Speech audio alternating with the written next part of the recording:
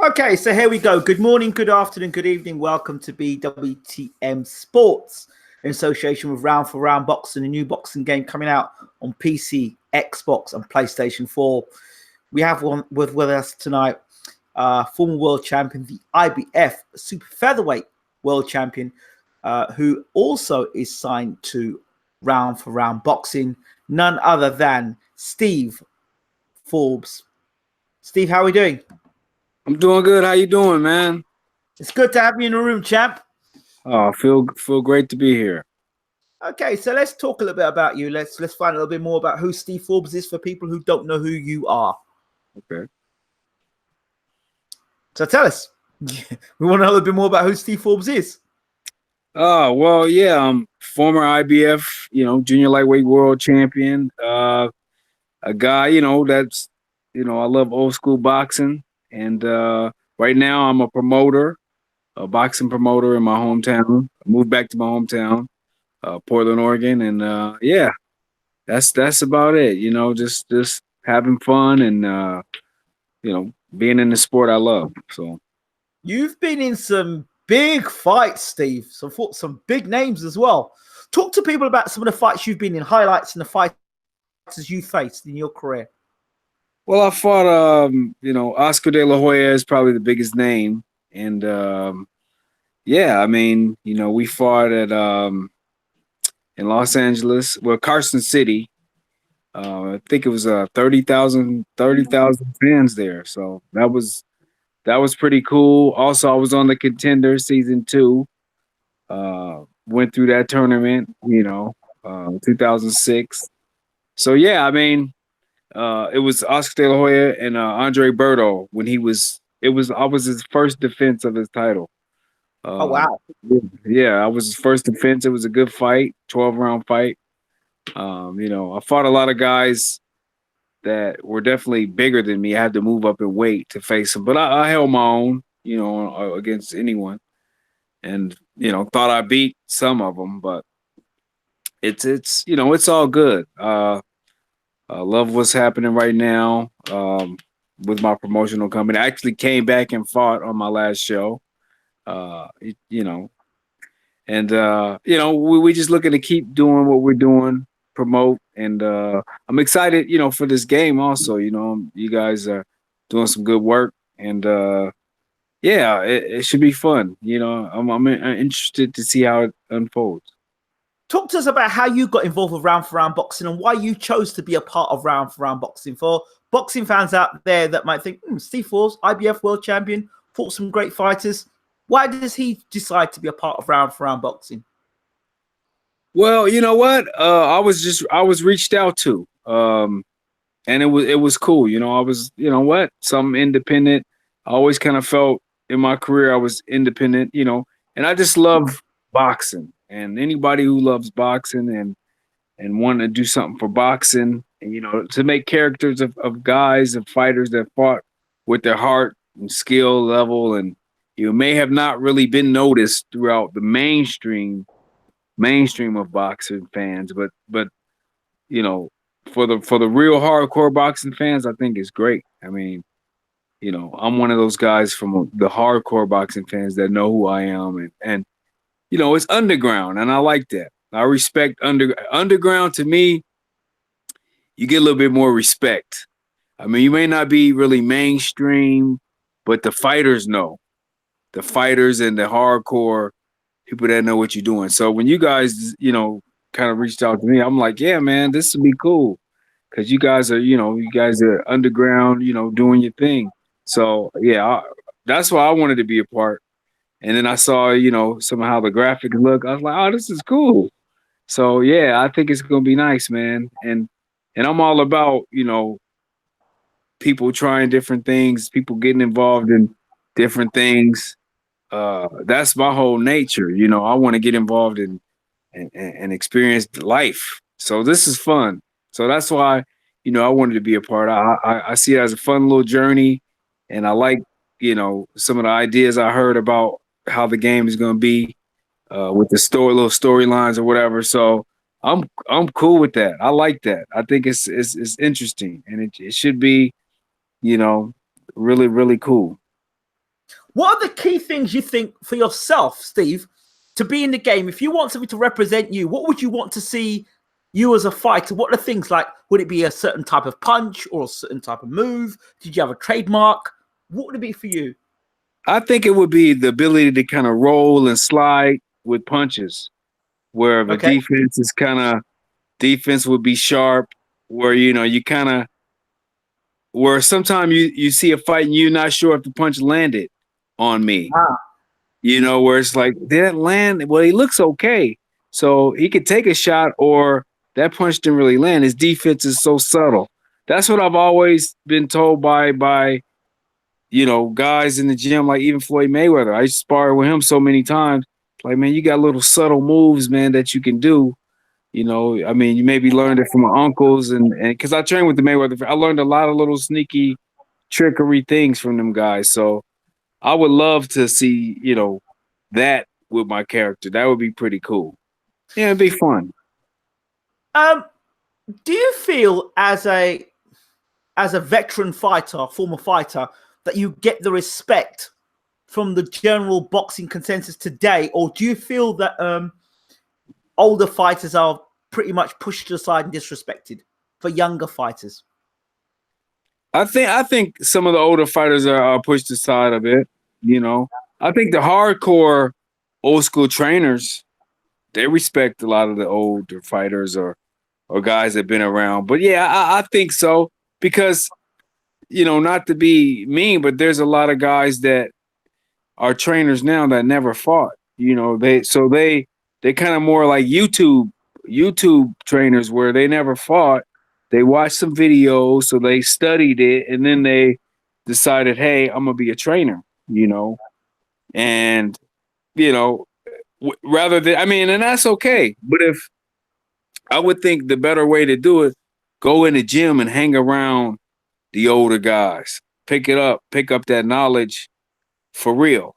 And so, but when you got guys like that have never really hung around the gym too much, hung out with old guys, they'll kind of disrespect guys that are not doing it now. Absolutely. They'll it'll be like, oh, you're not doing it now. This is new breed. There's no, like, there's not really a code, like a conduct code of like, man, this guy, hold on, this guy did a lot of great stuff, man. He's And an OG. yeah, he's OG. And so the newer generation now, they don't really study that. I think they forget, And I think all fighters, need some respect because there's a lot of guys that never became a champion that were really good. That they just didn't get that something happened.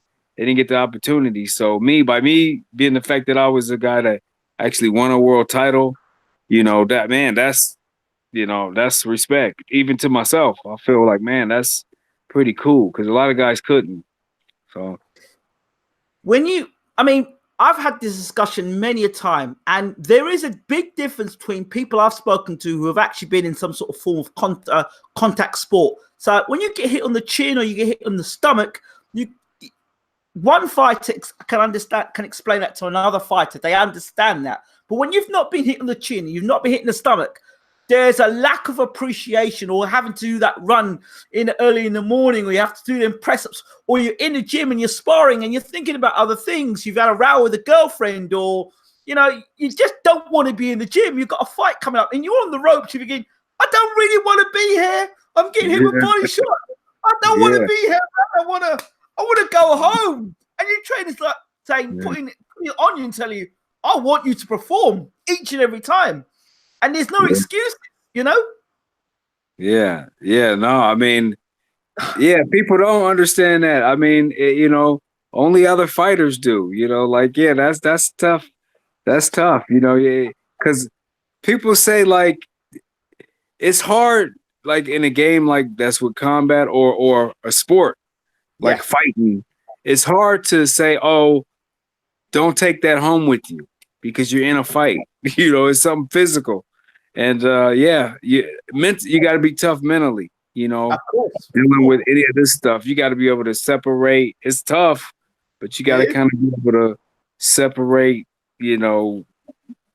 what's the business of it as far as the physical. But it's tough, It all goes together. That's why it's hard. It Sparring. all kind of goes together. For me, it was always the sparring sessions that the trainer was in control of. Like you say, we got sparring today. And I'll be like, yeah, all right.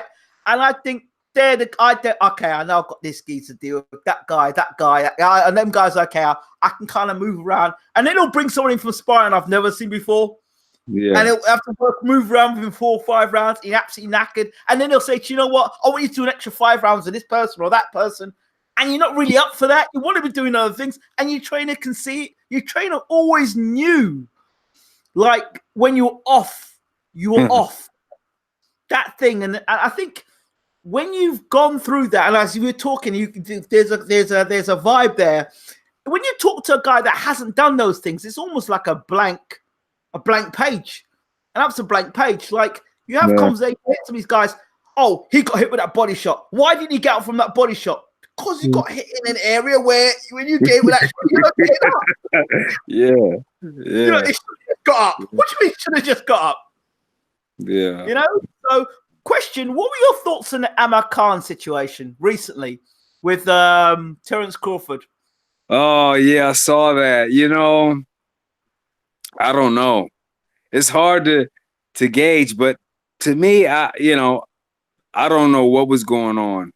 It was a bad communication because it looked like, Amir Khan just said, that was it. That's what it looked like. It looked like, that's it. And I don't know the communication between them.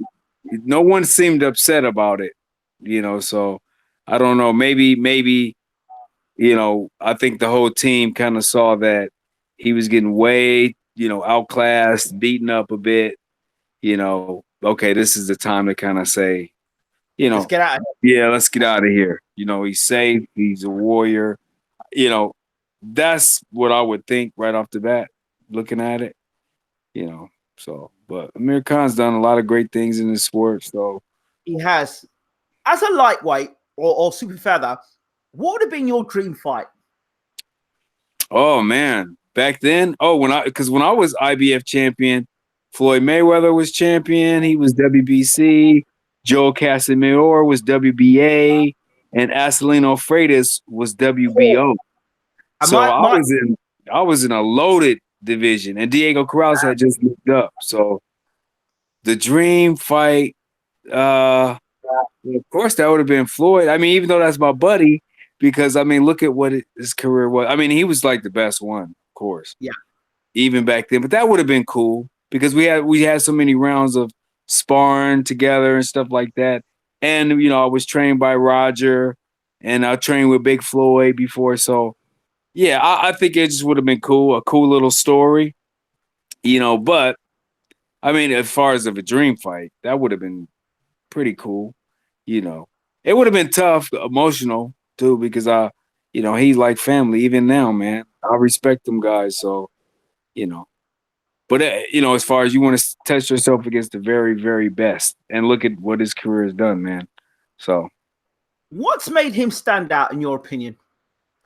I think the hard work he's put in, man. Like that guy is really a student, man. Like he's like a master of boxing, and that's why I said like I got a chance to compete with him in the gym like every day, man, for a while, for years.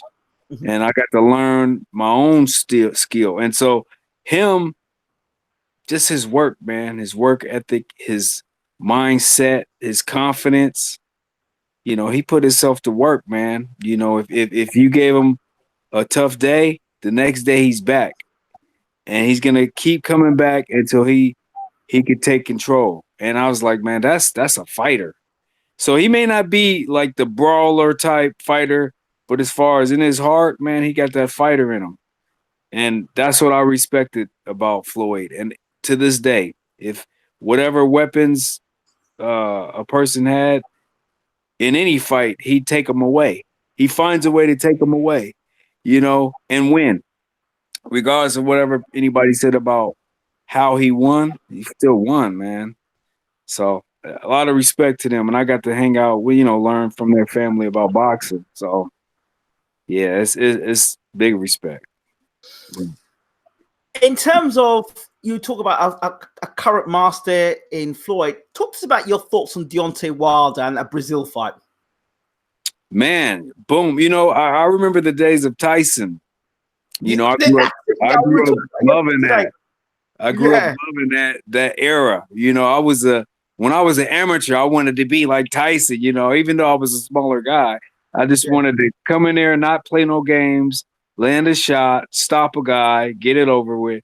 That's Deontay Wilder. He's like the modern era of a Tyson, where he wants to. I mean, he's built differently, but it's the era of, hey man, I'm gonna hit you clean and it's over. And I like that. I mean, you got a big division of guys like that now. Now you got it's exciting, man. You got Anthony Joshua, same, big puncher, considered the heavyweight champion also. So Tyson Fury, the technical boxing, gypsy. So it's pretty cool being in this era now, because we was waiting for so long to kind of see something. And now this is cool. But yeah, Tyson, Deontay Wilder, he's got dynamite in those hands, man. Like, it's fun watching it,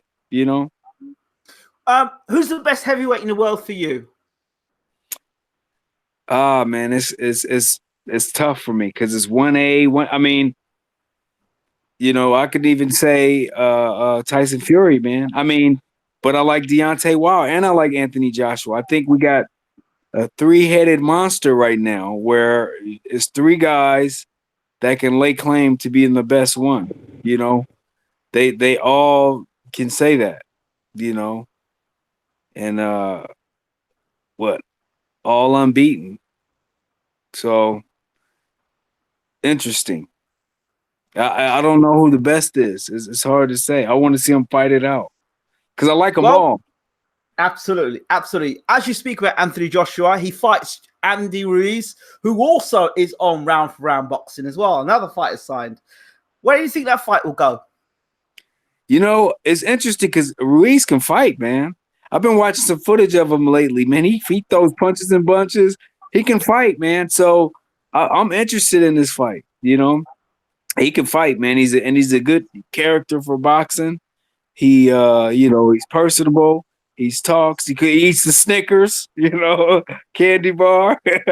That's pretty cool. So yeah, man, I'm interested to see that fight. I want to see how he performs. It's a big moment for him, and that's cool. Real cool. So who do you think's better between Jarrell Miller and Andy Ruiz in terms of opponent, in your opinion? I think Ruiz may be an interesting fight because Miller is more kind of laid back. I mean, he can punch though, but he's kind of laid back. I think it's a pretty good replacement. I think it gives the fight a little bit more excitement too, as far as who are you gonna get after the Miller debacle. Now it's some young guy excited for an opportunity like this. I mean,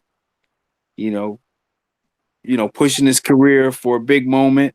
This is cool. So yeah, man, why not?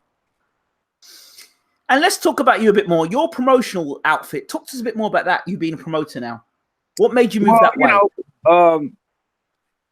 Just being from my hometown, professional boxing wasn't really here. I moved to Las Vegas to turn pro and kind of, move my career out of Las Vegas. So, I came back here and partnered up with my girlfriend, but she's my partner. And we, started this promotional, man. We just did our third show, and we want to, bring some guys out here and showcase our talent around here too in the Northwest. So it's pretty cool, we working on our next show, our fourth show. So what's the name of your company for people who want to know? It's 2 Pound Sports and Entertainment. You know, it's Okay. that was my nickname in boxing, Steve 2 Pound Forbes. So yeah, Because you weigh two two pounds. pounds, right? Yeah, because I weighed 2 pounds when I was born. So, and Absolutely. you know, Tyson Fury, he weighed 1 pound, which is even crazier. But yeah, so you know, being like that, you know, I had to fight my whole life just to live. So, you know, but yeah, it's 2 Pound Sports and Entertainment, and yeah, we you know, we're doing our thing. It's pretty cool. We're having fun. Fantastic. Steve, throughout your career, what would be if you were going to give to a young person, what would be a young boxer? What would you be your advice? 3 key points to a young boxer. I would say stay focused on achieving, you know, whatever that is you want to achieve to be the best you can possibly be. Um, you know, really make sure you got good family around, you know, good support, you know, listen to them. And also number 3, I would be like, look to get into stuff after boxing too. You know, that would be kind of, you know, and just, you know, try to do the right thing, you know, try to do the right thing. Don't screw people over. Don't let people screw you over, you know, and if, you know, something happens, uh, you know, try to, you know, make good, you know, and you'll be fine, you know, but yeah, just stay focused. That would be the main thing. Stay focused on your goals, you know, and don't get caught up in the reading your own headlines, you know, thinking you're something super great, you know, just stay focused and let, you know, when it's over, you know, people will have whatever to say about you. And that'll be cool. Steve, do you have any final words before we end? Just want to say, hey, man, looking forward to everything, man. This game, looking forward to see what happens with it, and yeah, that's it, man. Just, you know, keep doing your thing. Steve Forbes. Steve, 2 pound. It's 2 pound Forbes, right? Yeah, yeah. I got it right. Former IBF super featherweight champion of the world. Thank you so much for being on Round for Round Boxing Show. Thank you. Take care, champ.